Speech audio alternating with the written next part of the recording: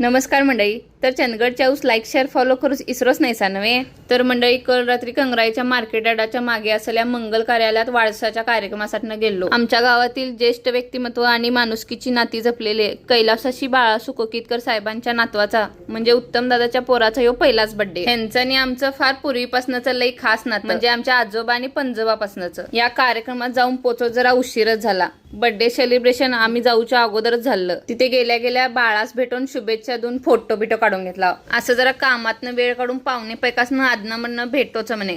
जरा सुख दुःख वाटून गुण मन जरा हलकच होताय. मानं आम्ही ज्यूस गेला आणि तांबड्या रस्त्यावरच ताव मारला. मन जीवपून झालं या चिल्लरपटीचा संगीत खुर्चीचा खेळ बघित बसला.